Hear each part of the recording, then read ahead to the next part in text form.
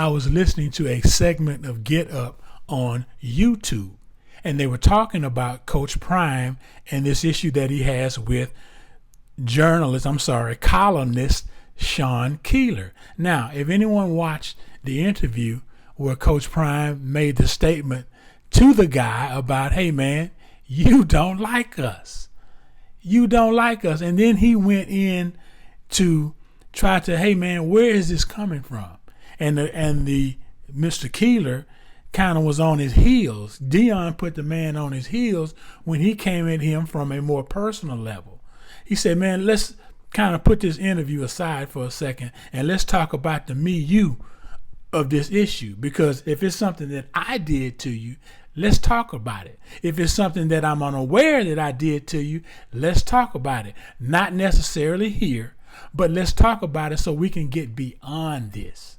Now, as you listen to these other gentlemen, Adam Schefter, Damian Woody, Stephen A. Smith, Dan Orlovsky, Paul Feinbaum, Mike Greenberg, all of these guys are colleagues of Sean Keeler. In one way or another, all of these guys were Sean Keeler earlier in their careers before they became the TV personalities that they are today. So understand this. When you hear their perspectives, they're coming from a perspective, hey, this guy is a colleague, and a colleague is not, any colleague with worth their salt is not going to bash another colleague. It's not going to happen. So as you listen to these takes, don't take umbrage against or towards these guys for sticking up for Sean Keeler. That's who they were. That's who they were at a time in their lives. Okay, but I want you to pay attention to this. Listen to before they lay out their dialogue. I want you to listen to some key words that they say before they go into their, as Stephen A. would say, soliloquy about Coach Prime. Let's take a listen. The big story over the weekend, Deion Sanders, who of course has made such a splash at the University at Colorado, the football program last year, winning the 4 games, but starting so quickly and everyone in the world paying attention. They have now banned, he and the football program have banned a columnist from the Denver Post named Sean Keeler from asking questions after what the university deems as a series of sustained personal attacks. And we ran through this for you moments ago when we heard a little bit of an exchange from Deion with another reporter on Saturday. And Paul Feinbaum, who's good enough to stay with us here, had a very strong reaction. And I could see that everyone really wanted to get in on the conversation. And so I appreciate everyone sitting tight through a break. Dan Orlovsky, let me come to you next. We hear Deion essentially banning this one particular columnist from asking questions and coming out on Saturday as he did somewhat strongly again. What's your reaction? Yeah, I mean, for Paul, respectfully, to call him a bully and a hypocrite is ridiculous in my opinion. One, I don't necessarily mind that Deion's trying to control a little bit of the narrative. He's obviously been somebody that's been in the focal point for basically the majority of his life. And we don't know exactly everything that's being said. Maybe some of it is public, and we don't know if anything is done behind the scenes. But I don't mind the fact that he's trying to control a little bit of the narrative, both him and the institution. We can sit here and say, because of the seat that you have, you just have to sit there and take it. But we also do live in a time where at some point, some of these people are allowed to stand up for themselves and not just constantly get dragged. And I don't think he's being a bully. He's just saying, hey, if this is going to be mainly what you do or only what you do in relation to me or the program, then we're not going to have any type of interaction, and you're not going to be allowed, because not everybody should get a seat when it comes to having the opportunity to cover a program and or their head coach. Deion's not going to be able to run from all of it. I think he's aware of that. At some point, the criticism is a background noise to success. You're not going to be able to run from all of it, but to say he's being a bully and hypocritical, that's extreme when it comes to this situation. We can all quibble about the personal attacks, and that's fair. Everybody comes from a different perspective. I haven't read a lot from this columnist, so I don't know the context, exactly why he said some of the things that he did. But let's not forget that Deion Sanders is a gigantic figure. This isn't just some normal football coach at State U. He's a larger-than-life personality that he has encouraged and enhanced and made a fortune off of throughout his career. And to take nothing away from one of the most iconic athletes ever to play college football, pro football, NFL football, you name it. But he's in a different situation now. He's selling Colorado on his name. He's selling it on sizzle because it's not a football tradition. It's not a football power. It's not someplace that most of us really care about. I happen to have a former employee of the Denver Post sitting to my right. Shefty, what is your take on all this? Well, having worked there, having worked with Deion in the past, I, too, am a fan and a friend of his. And I like this. I don't understand why he would elevate the columnist Sean Keeler and shine a light on him. Sean Keeler is trying to get noticed with what he does, with his job as being a columnist. And now Deion, by announcing that he's not going to answer his questions, has elevated this columnist and given him more relevance. And so here's somebody that he doesn't like the way he's being treated.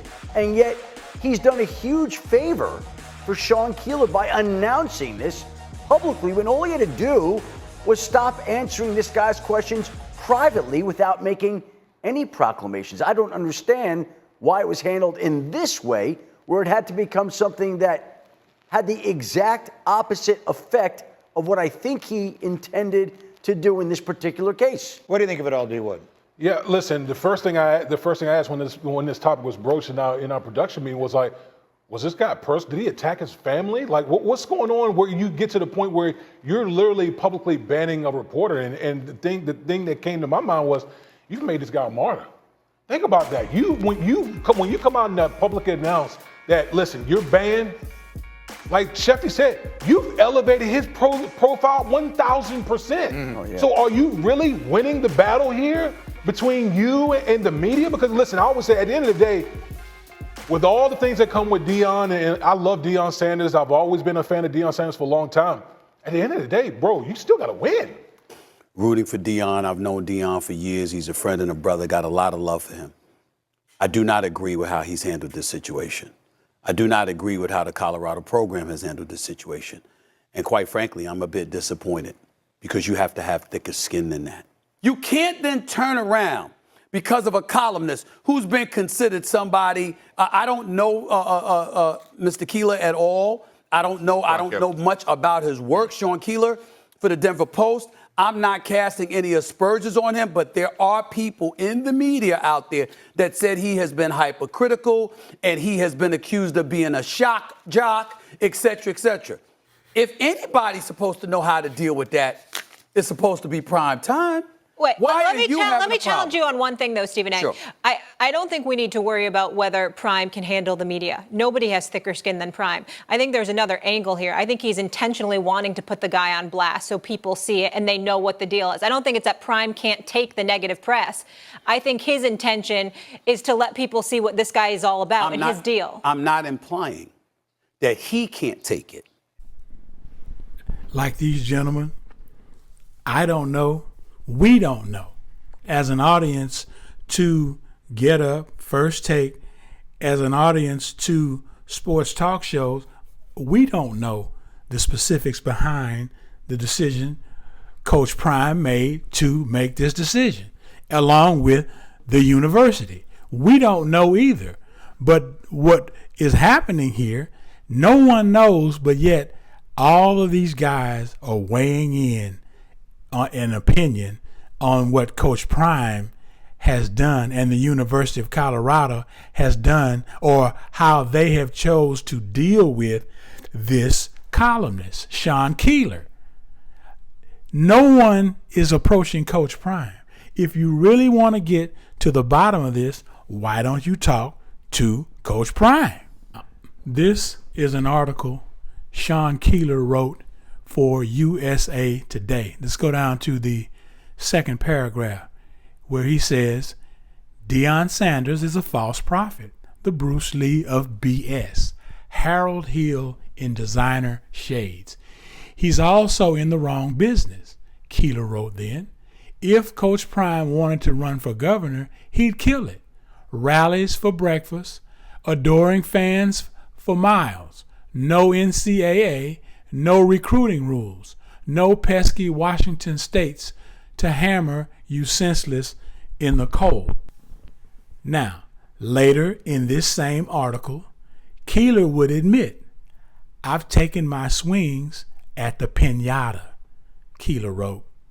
Friday was Prime's turn, and he didn't miss. I had it coming. As the old song from Chicago goes, that's fine. Now, this is this man's perspective on the way Coach Prime chose to handle the situation. Okay. Now, when you listen to these other guys, to his colleagues, talk about what how Coach Prime should have responded. Here's another thing to keep in mind. When people offer their opinions, they're only giving you their perspective of how they would have handled it. Obviously, neither one of these guys and us are Coach Prime. Each to his own. Each to their own is an old saying. That means you have the opportunity to respond in the way you choose. Professionally, hopefully, or not. I thought Coach Prime was professional about it. And since this had been going on for quite some time, no one is really looking back at the restraint Coach Prime has demonstrated throughout this back and forth with Sean Keeler. Now, I don't know. I'm assuming it started when he showed up, or it may have been after the first game. I don't know when it started. But if it started from day one when Coach Prime showed up in his interview, then let's talk about the restraint Coach Prime has demonstrated all this time before he arrived at the decision to not do interviews with this guy. You got to keep in mind, when the institution is backing Coach Prime brought his receipts to that meeting. Just like how he said he prepared for the interview for the Colorado job. He brought his receipts. And in order for the institution to back him up, these receipts must have been awfully impressive.